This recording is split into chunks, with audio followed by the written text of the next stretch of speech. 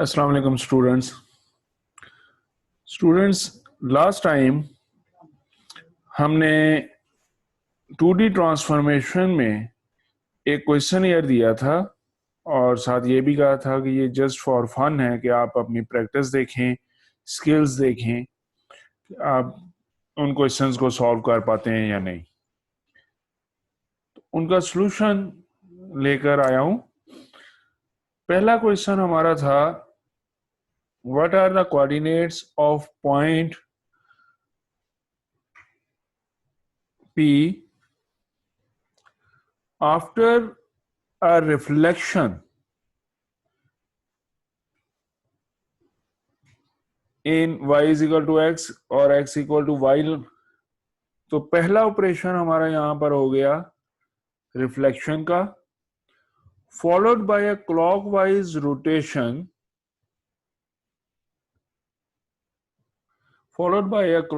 Rotation, of 90 degree centre as a origin. ये हमारा second operation हो गया। दो ऑपरेशंस हमने परफॉर्म करने हैं इस पॉइंट पर। पहला ऑपरेशन है हमने रिफ्लेक्शन करनी है और सेकेंड ऑपरेशन है हमने एक रोटेशन करनी है, लेकिन वो रोटेशन हमारी क्लॉकवाइज रोटेशन होगी। तो पहले कंपोजिट ट्रांसफॉर्मेशन मैट्रिक्स हम बनाएंगे। इसकी सॉल्यूशन हमारे पास ये है कि हमें पहले कंपोजिट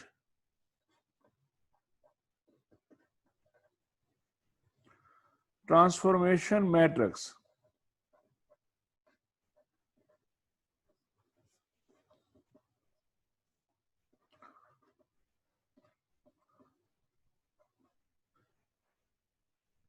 फाइंड आउट करनी है। दैट मीन हमने फाइंड आउट करना है कि reflection followed by clockwise rotation करें तो जो मैट्रिक्स बनती है उस मैट्रिक्स में वैल्यूज किस तरह होंगी। और आप जानते हैं कि जो ऑपरेशन पहले परफॉर्म किया जाए उसकी मैट्रिक्स हम राइट साइड पर लिखते हैं और जो ऑपरेशन बाद में परफॉर्म किया जाए उसकी मैट्रिक्स हम लेफ्ट साइड पर लिखते हैं। तो राइट साइड पर हमारी मैट्रिक्स होगी reflection around x equal to y line, और इसकी मैट्रिक्स हमने स्टडी की थी 0 1 0 1 0 0 0 0 1। ये हमारी रिफ्लेक्शन की मैट्रिक्स हो गई।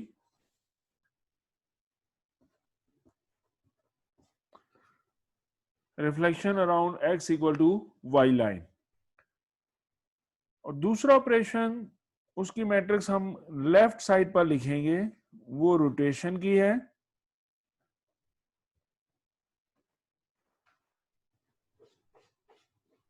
तो रोटेशन की मैट्रिक्स हमारी होती है cos थीटा। तो अब ये हो गया cos 90 minus sine theta minus sine 90 sine 90 cos 90 और 0 0 1। लेकिन मैट्रिक्स की ये रोटेशन तब है अगर हम एंटी क्लॉकवाइज कर रहे हो। थीटे की वैल्यू तो वही रखी मैंने 90 डिग्री, लेकिन अगर हम एंटी क्लॉकवाइज करें तो तब ये मैट्रिक्स होगी। क्लॉकवाइज करें तो एंगल हमारा नेगेटिव होना चाहिए था, बजाय यहां पर एंगल के साथ नेगेटिव लिखने के हम जानते हैं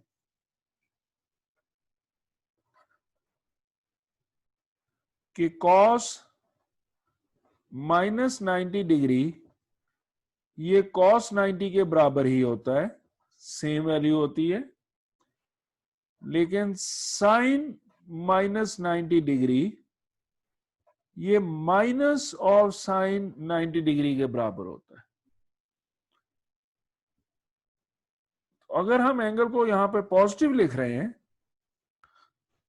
होना ये चाहिए था माइनस 90 डिग्री, तो एक माइनस साइन बाहर आया उसकी वजह से ये पॉजिटिव हो गया और यहां पर ये वाला साइन जो है ये माइनस हो गया। ये हमारी रोटेशन की मैट्रिक्स हो गई। जो सेकंड ऑपरेशन था रोटेशन क्लॉकवाइज, तो ये दो मैट्रिसेस, इनको मल्टीप्लाई करेंगे तो कंपोजिट मैट्रिक्स बनेगी। वैल्यूज अगर मैं राइट डाउन करूं, cos 90 हम जानते हैं 0 के बराबर होता है, sin 90 1 के बराबर होता है, यहां -1 0 0 0 0 1,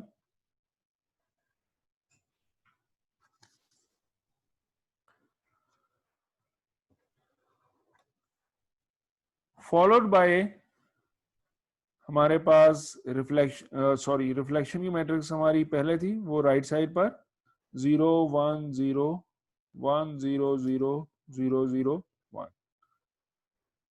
तो यहाँ cos 90 sin 90 की जो वैल्यूज थी वो पुट कर दी गई। इनको मल्टीप्लाई करें तो कंपोजिट मैट्रिक्स हमारे पास रिजल्ट में कुछ यूं बन रही है 1 0 0 0 -1 0 0 0 1। फर्स्ट रो फर्स्ट कॉलम के साथ मल्टीप्लाई, फिर फर्स्ट रो सेकंड कॉलम के साथ, फिर फर्स्ट रो थर्ड कॉलम के साथ, सेकंड रो फर्स्ट कॉलम के साथ, सेकंड रो सेकंड कॉलम के साथ, एंड सो ऑन। ये आपके कंपोजिट मैट्रिक्स आ गई। इस कंपोजिट मैट्रिक्स की इंप्लीमेंटेशन हमने करनी है पॉइंट P पर। तो जब पॉइंट P के साथ इसको मल्टीप्लाई करना चाहेंगे तो पॉइंट P के कोऑर्डिनेट्स हमारे पास गिवन थे 2 5, होमोजीनियस वैल्यू हम 1 यूज करेंगे, 2 5 होमोजीनियस वैल्यू 1। तो यहां यह फिर कंपोजिट मैट्रिक्स के साथ पॉइंट आ गया 2 5 होमोजीनियस वैल्यू 1। इनकी मल्टीप्लिकेशन की तो रिजल्ट हमारे पास हुआ 2 -5 1। दैट मीन P डैश इस कंपोजिट ट्रांसफॉर्मेशन के बाद जो रिजल्ट हासिल हुआ P डैश, वो हमारे पास होगा 2 और -5। तो ये रिजल्ट था। अब स्टूडेंट्स खुद चेक कर लें कि आप लोगों ने जो रिजल्ट किया था उसका प्रोसीजर क्या रखा था, आपने कैसे उसको सॉल्व कर रहे थे, और क्या रिजल्ट फाइनल पॉइंट आपका ये यहां पर जो हमने बनाया वो सेम आ रहा है या नहीं आ रहा। इस कंफ्यूजन को मजीद क्लियर करने के लिए थोड़ा सा कॉन्सेप्ट भी हम यहां पर एक मरतबा फिर राइट डाउन करते हैं इसी क्वेश्चन का।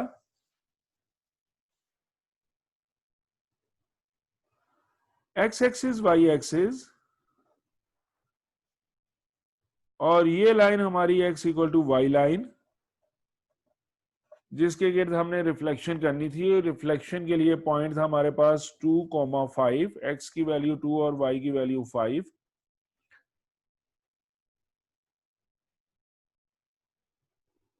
अभी जस्ट अंडरस्टैंडिंग डेवलप करने के लिए आप x की वैल्यू 0 और y की वैल्यू 5 कंसिडर कर लें।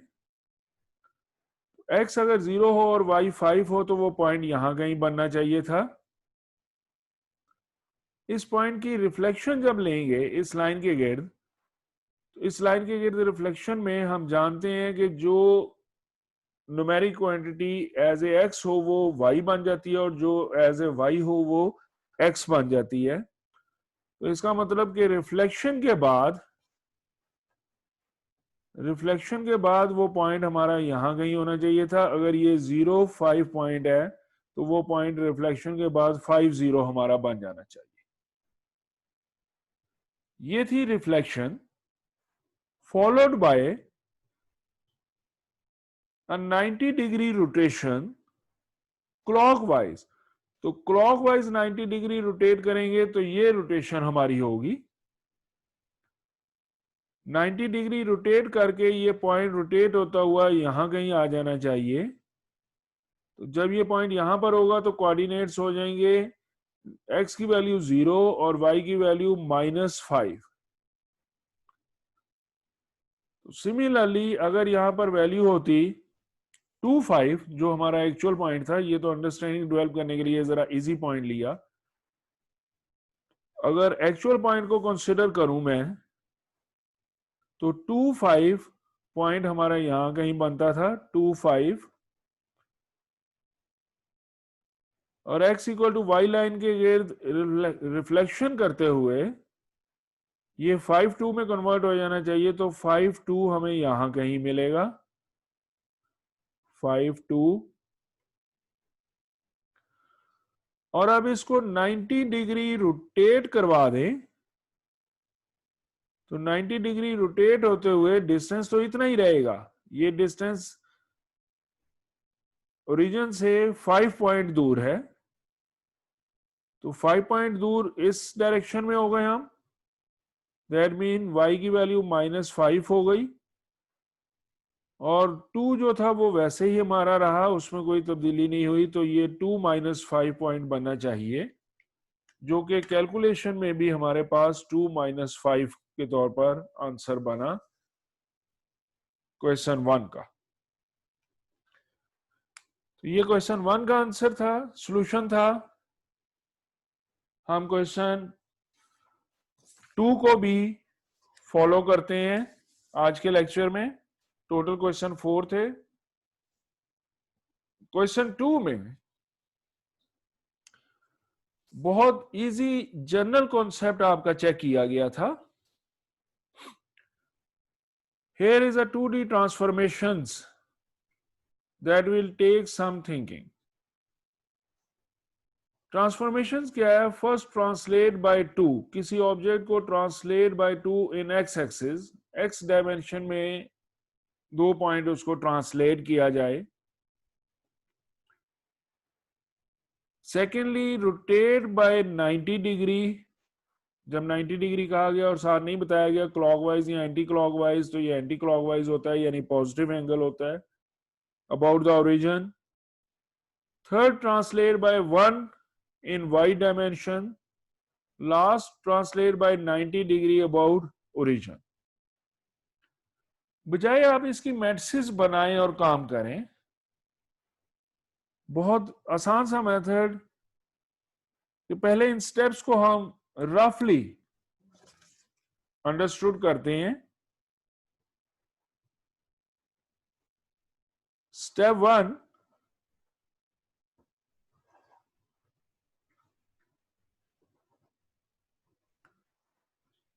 कोई भी ऑब्जेक्ट है उसकी ट्रांसलेशन की जा रही है एक्स एक्सिस में, वाई एक्सिस की ट्रांसलेशन नहीं बताई गई, दैट मीन वाई एक्सिस में 0 है, हॉरिजॉन्टली ट्रांसलेट किया जा रहा है। How much? 2 points. Second operation है ऑब्जेक्ट को 90 डिग्री रोटेट कर दें, तो जब 90 डिग्री रोटेट करेंगे, जो भी यहां पर पॉइंट हो, फर्ज करें ये पॉइंट पहले था हमारे पास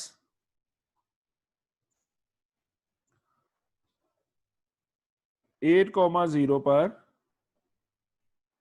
और 2 पॉइंट ट्रांसलेट होने के बाद ये पॉइंट हो जाना चाहिए 10,0 पर। जब 10,0 को 90 डिग्री रोटेट करें, तो वो पॉइंट हमारे पास आ जाना चाहिए 0,10।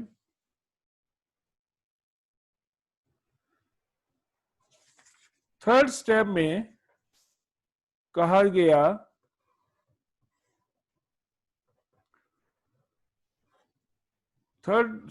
गया translate by 1 in Y direction. Y direction में एक पॉइंट की ट्रांसलेशन मजीद कर दी गई,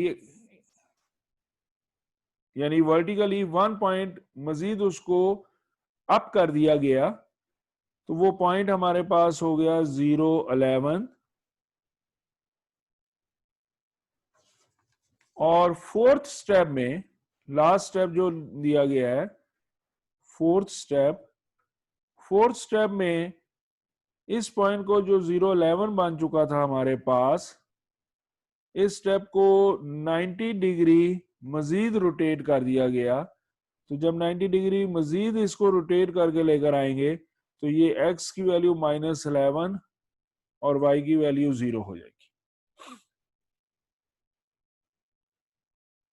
अब टास्क ये था कि ये जो 4 स्टेप हमने परफॉर्म किए, alternatively these 4 combined operations could be specified into one rotation about origin के गिर्द एक rotation followed by one translation. पहले रोटेशन एक होनी है और फिर ट्रांसलेशन। फाइनल स्टेप में अगर पॉइंट पहले स्टेप में यहां था तो फाइनल स्टेप में वो उसके ऑपोजिट डायरेक्शन में कहीं आ चुका हुआ है, तो टोटल रोटेशन अगर आप चेक करें तो वो 180 डिग्री की बन रही है। तो हम कह सकते हैं कि पहली रोटेशन जो होगी, रोटेट बाय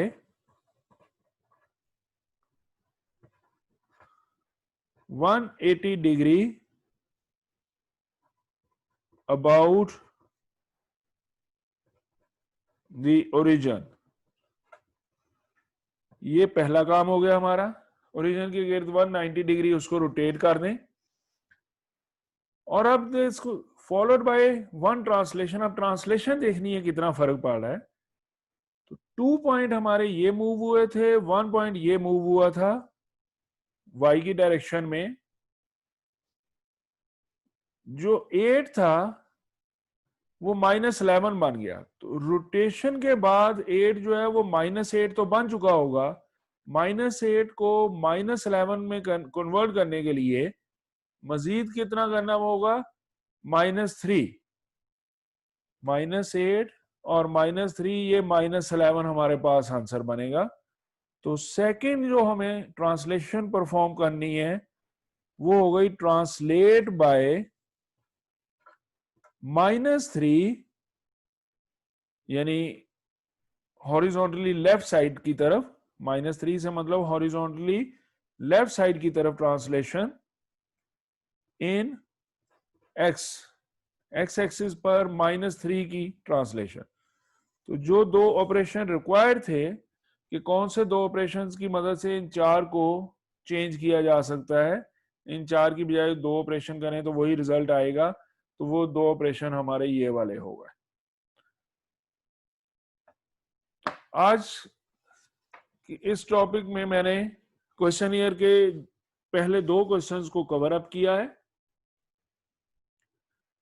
बाकी 2 क्वेश्चंस को हम नेक्स्ट वीडियो में कवर अप करेंगे। होपफुली अब आप तैयार होंगे फाइनल एग्जाम में कॉन्सेप्ट्स के लिए। इन क्वेश्चंस की एग्जांपल देने का मकसद ही ये था कि आप मेंटली प्रिपेयर हो जाएं एग्जाम में किस तरह के क्वेश्चंस हो सकते हैं। क्वेश्चन बहुत आसान है, जस्ट यहाँ पर आपके बेसिक नॉलेज जो है, कॉन्सेप्ट्स जो है, उनको चेक किया जा रहा है। रट्टे को चेक नहीं किया जा रहा, आपके बेसिक कॉन्सेप्ट्स को चेक किया जा रहा है। Thank you students, Allah Hafiz.